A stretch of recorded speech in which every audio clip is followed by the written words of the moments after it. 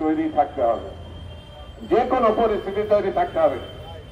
শহীদ জিয়া রহমান এটা আমাদেরকে নির্দেশ দিয়ে গেছিলেন এবং বেগম জিয়া প্রমাণ করেছে। আত্মমর্যাদাশীল জাতি হিসাবে যদি দাঁড়াতে হয় তাহলে দায়িত্ব নিয়েই দাঁড়াতে হয়। বিশিষ্ট মুক্তিযোদ্ধা সিরাজ ভাই অত্যন্ত সুন্দরভাবে বিশ্লেষণ করেছে মুক্তিযুদ্ধের জয়লাভ করার পরে তারা আমাদের তৎকালীন নব্য বাংলাদেশে কিভাবে লুটপাট করেছিল তাদের সেনাবাহিনী এবং তাদের জনগণ। তৎকালীন বাংলাদেশ ব্যাংক থেকে নির্বিচারে যেমন শেখ হাসিনা লুটপাট করেছে, ঠিক তেমনি সেই সময় ভারতও বস্তা বস্তা টাকা, যখন আমাদের টাকার দরকার ছিল, কারণ সত্য স্বাধীন দেশে সাধারণ মানুষের জন্য খাবারের প্রয়োজনে, বেঁচে থাকার প্রয়োজনে টাকার দরকার ছিল, কিন্তু সেই সময় ভারত সেই টাকা দিয়ে আমাদের দেশে পাকিস্তানিদের কাছে যে আগ্নেয় অস্ত্র সেই সময় বাংলাদেশ সদ্য স্বাধীন বাংলাদেশ পেয়েছিল, সেই অস্ত্রগুলো তারা ট্র্যাকে ট্র্যাকে পড়ে তারা ভারতে দিয়ে, এবং ওই যে সিরাজ ভাইয়ের কথা অনুযায়ী তিনি মুক্তিযুদ্ধের সক্রিয় অংশগ্রহণকারী। কয়েকটা এসএলআর বলা যায় রাশিয়ান এসএলআর ছাড়া আর কোনো অস্ত্র সেই সময় বাংলাদেশে পাওয়া যায়নি, অথচ হাজার হাজার কোটি টাকার অস্ত্র সেই সময় আমাদের থাকার কথা ছিল। অর্থাৎ একটা সেনাবাহিনী তৈরি করার মতো অস্ত্র সেই সময় ছিল, তা সব দিয়ে গেছে। অর্থাৎ স্বাধীনতার পরে পরেই পার্শ্ববর্তী বন্ধু নামধারী দেশটি সদ্য স্বাধীন দেশের সঙ্গে যে ব্যবহার করেছিল সেই একই ব্যবহার আজকে এই ডিসেম্বরেও আমরা লক্ষ্য করি। গত 4 মাস আগে 16 বছরের একটি পৈশাচিক শাসক, পৈশাচিক দল, পৈশাচিক শাসনের যা শুরু করেছিল 16 বছর আগে, সেটি 4 মাস আগে যখন তার পতন হয়, সেই পতন তারা ভারত আজ পর্যন্ত মেনে নিতে পারে। ভারত সেই ভয়ঙ্কর হত্যাকারী, গণহত্যাকারী, লুটেরা, তার প্রধান শেখ হাসিনা এবং তার দলকে তারা আশ্রয় দিচ্ছে। এই আশ্রয়ের মধ্য দিয়ে এটা প্রমাণ হয়েছে তারা গণহত্যাকারী এবং লুটেরার পক্ষের একটা শক্তি। তারা বাংলাদেশের গণতন্ত্র বিনাশীর যা করেছে যে দল এবং যে নেত্রী, তার পক্ষের শক্তি, তার পক্ষের সমর্থক, তার পক্ষের মানুষ। অর্থাৎ ভারত সব সময় আওয়ামী লীগ, শেখ মুজিব, শেখ হাসিনার বাইরে কখনো আর অন্য কোনো চিন্তা করতে পারে নাই বলেই সে বাংলাদেশের জনগণের বন্ধু হতে পারে না, সে বাংলাদেশের স্বাধীনতা গণতন্ত্রের বন্ধু হতে পারে না। এই কথা যখন আমরা বলবো এবং চিন্তা করবো, ভারত সেই সময় অখুশি হয়। ভারতের সঙ্গে শেখ হাসিনা কতগুলো চুক্তি করেছে, দেশ বিরোধী চুক্তি করেছে, সমস্ত রাজনৈতিক দল গত 16-18 বছর ধরে বলে আসছে। চুক্তি একটা দেশের সঙ্গে আরেকটা দেশের চুক্তি হওয়ার পর বাংলাদেশের সংবিধান অনুযায়ী সেই চুক্তি পার্লামেন্টে উত্থাপন করার কথা। এ পর্যন্ত একটি চুক্তি আমরা লক্ষ্য করি না শেখ হাসিনার আমলে পার্লামেন্টে উত্থাপন করেন, এমনকি দেশবাসীর সামনে কোন সাংবাদিক সম্মেলনও উত্থাপন করেনি। বরঞ্চ শেখ হাসিনা দম্ভ করে বলেছে, আমি ভারতকে এমন কিছু দিয়েছি যা ভারত কখনোই বলতে পারবে না। ভাই কি দিয়েছেন আমরা জানি না, ব্যক্তিগতভাবে দিয়েছেন না দলীয়ভাবে দিয়েছেন না সরকারিভাবে দিয়েছেন। এখন ডক্টর ইউনূসের কাজ হচ্ছে সেই চুক্তি এবং দেওয়া নেওয়ার ব্যাপারটা জাতির সামনে উপস্থাপন করা। যেমন তাদের লুটেরার একটি খণ্ডিত অংশ আমি বলবো ডক্টর ইউনূস প্রকাশ করে, সবটা প্রকাশ করতে পেরেছে এটা আমার কাছে মনে হয় না। তারপরেও ডক্টর ইউনূস এবং তার সরকারকে আমি অভিনন্দন, ধন্যবাদ দেবো।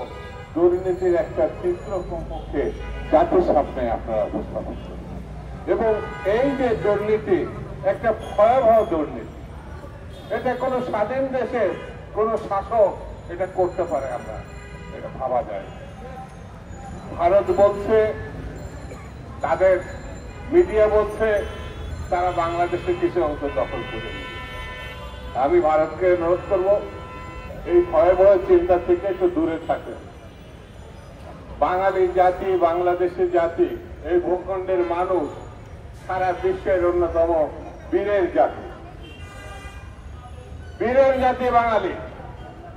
দক্ষিণ পূর্ব এশিয়াতে না, সারা পৃথিবীর মধ্যে তারা সশস্ত্র যুদ্ধ করে, সশস্ত্র লড়াই করে, সশস্ত্র ভাবে পাকিস্তানিদেরকে তারা পরাজিত করে স্বাধীনতা অর্জন করে। আপনারা এই যে ভারত ব্রিটিশের সঙ্গে ট্রেন দরবার টেবিলে বসে কিন্তু যুদ্ধ করে না, ট্রেন দরবার করে ব্রিটিশের সঙ্গে মিস্টার গান্ধী, নেহরু স্বাধীনতা অর্জন করেছেন, যুদ্ধ করে না। আপনারা এটা কিন্তু আপনাদের মনে রাখতে হবে। পাকিস্তানিরা স্বাধীনতা অর্জন করেছিল ট্রেন দরবার করে, আপনার টেবিলে বসে। বাংলাদেশের স্বাধীনতা অর্জন হয়েছে যুদ্ধের ময়দানে। শেখ মুজিব পাকিস্তানের প্রধানমন্ত্রিত্ব চেয়েছিলেন, সেই কারণে সে যখন 25শে মার্চের রাত্রে আক্রমণের আগ পর্যন্ত তিনি আলোচনা করেছিলেন, যুদ্ধের কথা বলেন না। এমন কোন তথ্য প্রমাণ নেই কোন জায়গায় তিনি মুখে স্বাধীনতার ঘোষণা দিয়েছিলেন। প্রমাণ এটাই আছে, বাংলাদেশে বীরের জাতি, বীর হিসাবে যিনি চিহ্নিত বাঙালি জাতির কাছে, তিনি হচ্ছেন শহীদ জিয়া রহমান। কালুরঘাট থেকে বলেছিলেন, আমি মেজর জিয়া বলছি, বাংলাদেশের স্বাধীনতা ঘোষণা করছে। একমাত্র বাঙালি, একমাত্র বাংলাদেশে যিনি স্বাধীনতা ঘোষণা করেছিলেন এবং রণাঙ্গনে যুদ্ধ করে স্বাধীনতা অর্জন করেছিলেন। পাঞ্জাব, পাঠান, বেলুর, সিন্ধি, গোর্খা, যাদেরকে ব্রিটিশ খুব সাহসী জাতি হিসেবে বলেছিল, কারণ তারা এইসব ব্রিটিশের লেজের বৃত্তি করেছে, চাকরি করেছে, স্বাধীনতা যোদ্ধাদের উপরে তারা অস্ত্র ধরেছে। কিন্তু বাঙালি কখনো কারো দাসত্ব মানে নাই, এটা মানতেও তারা চায়নি, কখনো মানে নাই। বাঙালির সঙ্গে যদি পার্শ্ববর্তী দেশ মনে করে যুদ্ধ করবে, তাহলে ভুল করবে।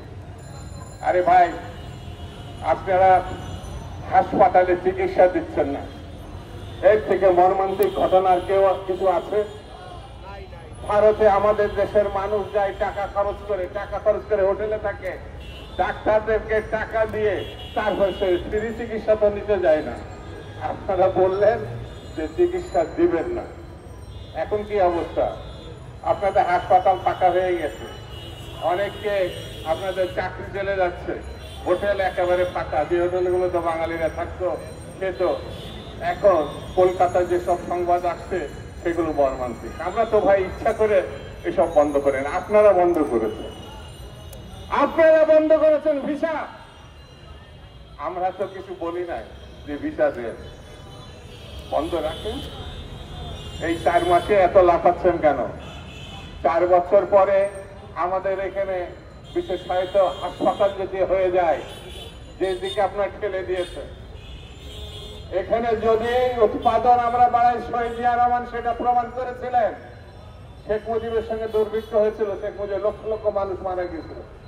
আর শহীদ জিয়া রহমানের সময় এই দেশে শুধু চাল উৎপাদনের সীমা রেখা সবকিছু অতিক্রম করে নাই, বিদেশে সেই চাল শহীদ জিয়া রহমান রপ্তানি করেছে। এই জাতির তিনি ছিলেন দিক নির্দেশক। শহীদ জিয়া রহমানের অনুসারী বেগম জিয়া, জনাব তারেক রহমান। তারেক রহমান যদি বাংলাদেশের আগামী দিনে প্রধানমন্ত্রীর দায়িত্ব নেয়, নিশ্চিতভাবেই বিদেশ থেকে আপনি ভারত, পেঁয়াজ, রসুন, চাল যে বন্ধ করছেন, আর তখন কিনারই কোনো প্রয়োজন হবে না, বুঝতে পারবেন আপনার। সেই জন্য আমরা বন্ধুত্ব চাই, ভারতের সঙ্গে যুদ্ধ চাই না। আমরা ভারতের সঙ্গে বন্ধুত্ব চাই সমমর্যাদার ভিত্তিতে। আমরা ভারতের সঙ্গে মর্যাদার সঙ্গে যদি বন্ধুত্ব হয়, দ্বিপাক্ষিক হয়, স্বাধীন জাতির সঙ্গে স্বাধীন জাতির বন্ধুত্ব হয়, তাহলে আমাদের কোনো আপত্তি নাই। কিন্তু প্রভু আর দাসের সঙ্গে কখনো বন্ধুত্ব হয় না। আমাদের নেত্রী বেগম খালেদা জিয়া বলেছিলেন, বিদেশে আমাদের বন্ধু আছে কিন্তু তবু না। আমরা এই নীতিতে বিশ্বাস করি, সমমর্যাদা, সমস্বার্থ, সমভাবে যদি কেউ ভাবতে চাই তাহলে আমাদের কোনো আপত্তি নাই। বন্ধুরা, তৈরি থাকতে হবে, যে কোনো পরিস্থিতি তৈরি থাকতে হবে। শহীদ জিয়া রহমান এটা আমাদেরকে নির্দেশ দিয়ে গেছিলেন এবং বেগম জিয়া প্রমাণ করেছেন। আত্মমর্যাদাশীল জাতি হিসাবে যদি দাঁড়াতে হয় তাহলে দায়িত্ব নিয়েই দাঁড়াতে হয়। সেই জন্য যে সুযোগ এসেছে সেই সুযোগকে আমাদের ব্যবহার করতে চাই।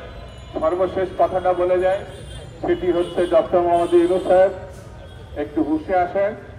এই গণঅভ্যুত্থানের অন্যতম দিক হচ্ছে একটি নির্বাচিত সরকার। সেই নির্বাচিত সরকার যতক্ষণ না আসবে গণ অভ্যুত্থান তার মর্যাদা হারাবে। যদি সেই মর্যাদায় ধরে রাখতে হয় তাহলে নির্বাচিত সরকার প্রতিষ্ঠা করার মধ্য দিয়ে সংকট কাটাতে হবে। এর কোনো ভিন্ন পথ আছে এটা আমি ব্যক্তিগতভাবে মনে করি না, আমার দলও মনে করে। সেই জন্য আমরা নির্বাচনকে আহ্বান করেছি। কেউ কেউ সরকারের কাছাকাছি থেকে বলার চেষ্টা করছে যারা এই মুহূর্তে নির্বাচন যাবে তারা গণশত্রু। আমরা মনে করি নির্বাচনকে অ্যাভয়েড করতে চেয়েছে যারা শেখ হাসিনা, আর এই যে কিছু পোলাপান আছে তারা বলতে চাচ্ছে নির্বাচন চেনে নাকি গণশত্রু। হাসিনার সঙ্গে এদের একটা সাদৃশ্যতা লক্ষ্য করা যাচ্ছে। এটা দুঃখজনক, এটা করা ঠিক হবে না। আমি মনে করি যত তাড়াতাড়ি সম্ভব নির্বাচনের দিকে দেশকে এগিয়ে নেওয়া উচিত। সকলকে ধন্যবাদ। খুদা হাফেজ। বাংলাদেশ।